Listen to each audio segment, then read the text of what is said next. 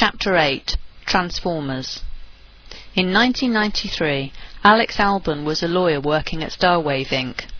Starwave was an innovative company founded by Microsoft co-founder Paul Allen to develop digital entertainment.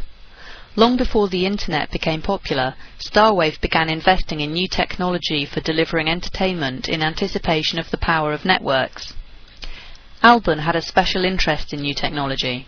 He was intrigued by the emerging market for CD-ROM technology, not to distribute film, but to do things with film that otherwise would be very difficult. In 1993, he launched an initiative to develop a product to build retrospectives on the work of particular actors. The first actor chosen was Clint Eastwood. The idea was to showcase all of the work of Eastwood, with clips from his films and interviews with figures important to his career. At that time, Eastwood had made more than 50 films, as an actor and as a director. Albon began with a series of interviews with Eastwood, asking him about his career. Because Starwave produced those interviews, it was free to include them on the CD. That alone would not have made a very interesting product, so Starwave wanted to add content from the movies in Eastwood's career, posters, scripts and other material relating to the films Eastwood made. Most of his career was spent at Warner Brothers, and so it was relatively easy to get permission for that content. Then Albon and his team decided to include actual film clips. Our goal was that we were going to have a clip from every one of Eastwood's films, Albon told me. It was here that the problem arose. No one had ever really done this before, Albon explained. No one had ever tried to do this in the context of an artistic look at an actor's career. Albon brought the idea to Michael Slade, the CEO of Starwave. Slade asked, "Well, what will it take?" Albon replied, "Well, we're going to have to clear rights from everyone who appears in these films, and the music and everything else that we want to use in these film clips." Slade said, "Great, go for it." The problem was that neither Albon nor Slade had any idea what clearing those rights would mean. Every actor in each of the films could have a claim to royalties for the reuse of that film. But CD-ROMs had not been specified in the contracts for the actors, so there was no clear way to know just what Starwave was to do. I asked Albon how he dealt with the problem. With an obvious pride at his resourcefulness that obscured the obvious bizarreness of his tale, Albon recounted just what they did. So we very mechanically went about looking up the film clips. We made some artistic decisions about what film clips to include. Of course we were going to use the Make My Day clip from Dirty Harry, but you then need to get the guy on the ground who's wiggling under the gun, and you need to get his permission, and then you need to decide what you are going to pay him. We decided that it would be fair if we offered them the day player rate for the right to reuse that performance. We're talking about a clip of less than a minute, but to reuse that performance in the CD-ROM, the rate at the time was about $600. So we had to identify the people.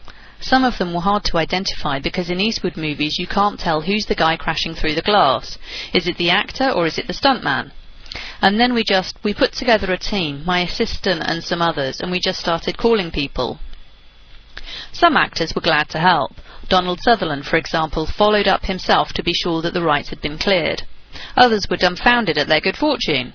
Albon would ask, "Hey, can I pay you $600? Or maybe if you were in 2 films, $1,200? And they would say, "Are you for real? Hey, I'd love to get $1,200. And some, of course, were a bit difficult, estranged ex-wives in particular. But eventually, Albon and his team had cleared the rights to this retrospective CD-ROM on Clint Eastwood's career. It was 1 year later, and even then we weren't sure whether we were totally in the clear. Albon is proud of his work. The project was the first of its kind, and the only time he knew of that a team had undertaken such a massive project for the purpose of releasing a retrospective. Everyone thought it would be too hard. Everyone just threw up their hands and said, "Oh my gosh, a film, it's so many copyrights. There's the music, there's the screenplay, there's the director, there's the actors." But we just broke it down. We put it into its constituent parts and said, "Okay, there's this many actors, this many directors, this many musicians," and we just went at it very systematically and cleared the rights. And no doubt the product itself was exceptionally good. Eastwood loved it, and it sold very well. But I pressed Alban about how weird it seems that it would have to take a year's work simply to clear rights. No doubt Alban had done this efficiently, but as Peter Drucker has famously quipped, there is nothing so useless as doing efficiently that which should not be done at all. Did it make sense, I asked Alban, that this is the way a new work has to be made? For, as he acknowledged, very few have the time and resources and the will to do this, and thus very few such works would ever be made. Does it make sense, I asked him, from the standpoint of what anybody really thought they were ever giving rights for originally, that you would have to go clear rights for these kinds of clips? I don't think so. When an actor renders a performance in a movie, he or she gets paid very well, and then when 30 seconds of that performance is used in a new product that is a retrospective of somebody's career, I don't think that that person should be compensated for that. Or at least, is this how the artist should be compensated? Would it make sense, I asked, for there to be some kind of statutory license that someone could pay and be free to make derivative use of clips like this?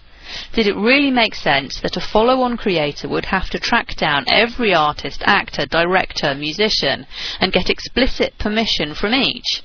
Wouldn't a lot more be created if the legal part of the creative process could be made to be more clean? Absolutely. I think that if there was some fair licensing mechanism where you weren't subject to hold-ups and you weren't subject to estranged former spouses, you'd see a lot more of this work, because it wouldn't be so daunting to try and put together a retrospective of someone's career and meaningfully illustrate it with lots of media from that person's career. You'd build in a cost as the producer of one of these things. You'd build in a cost of paying X dollars to the talent that performed, but it would be a known cost. That's the thing that trips everybody up and makes this kind of product hard to get off the ground.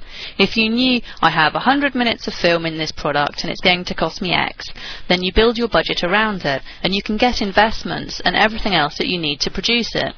But if you say, oh, I want 100 minutes of something and I have no idea what it's going to cost me, and a certain number of people are going to hold me up for money, then it becomes difficult to put one of these things together.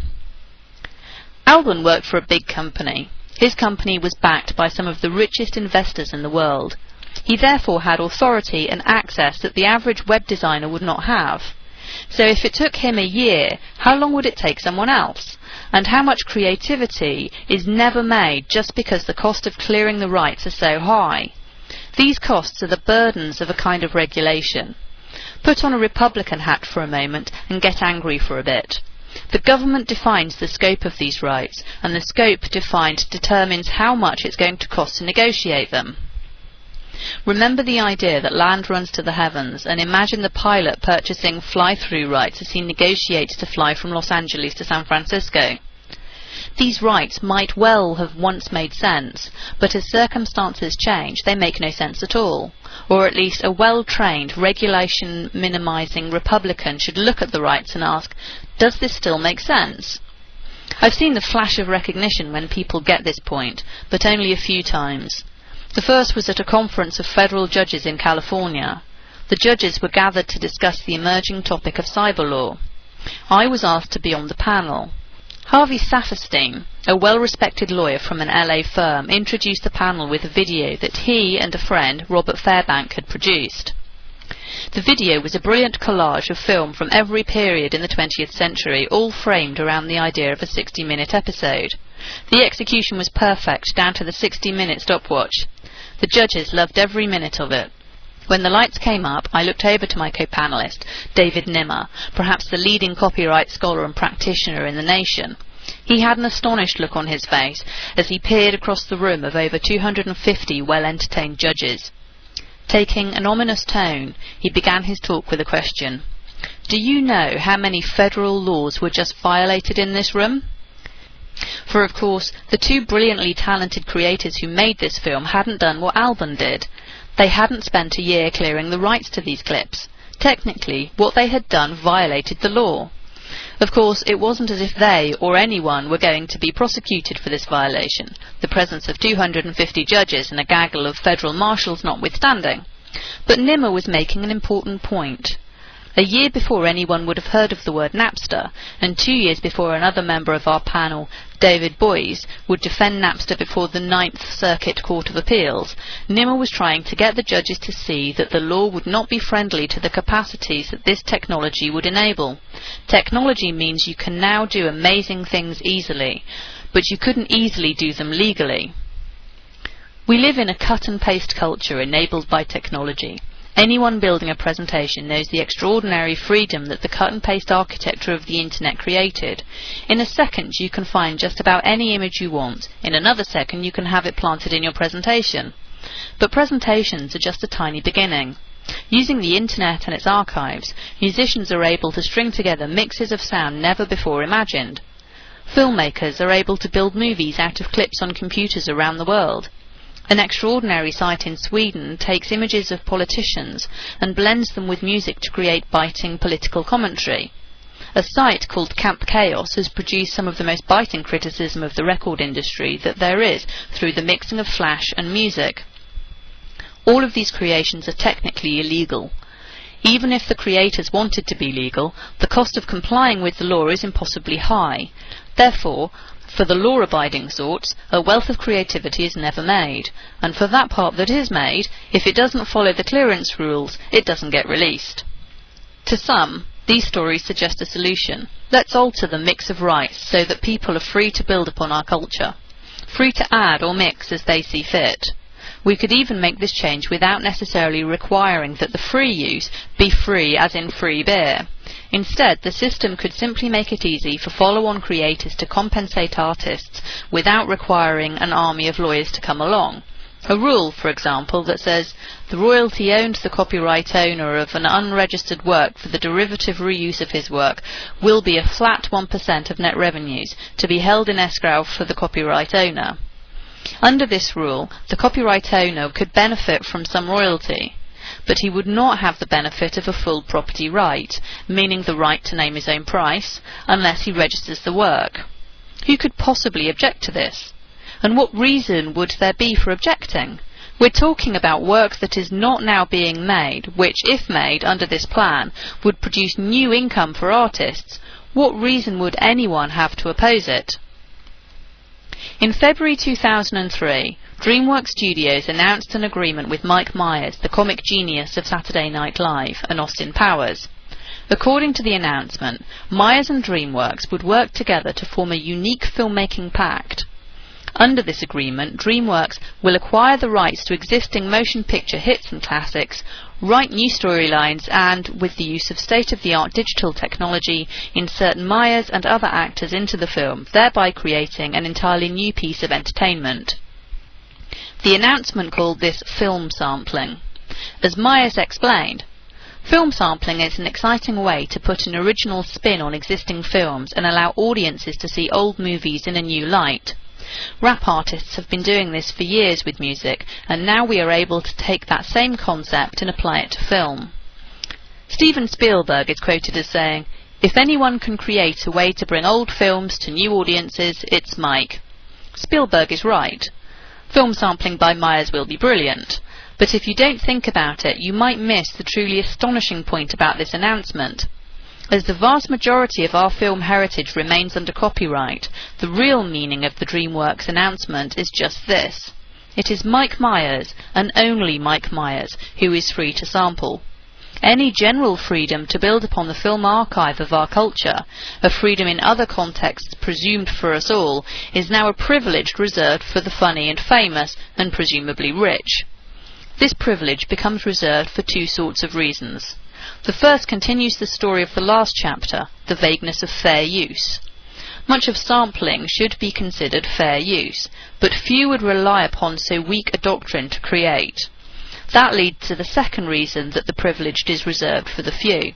The costs of negotiating the legal rights for the creative reuse of content are astronomically high. These costs mirror the costs with fair use. You either pay a lawyer to defend your fair use rights, or pay a lawyer to track down permission so you don't have to rely upon fair use rights. Either way, the creative process is a process of paying lawyers, again a privilege, or perhaps a curse, reserved for the few.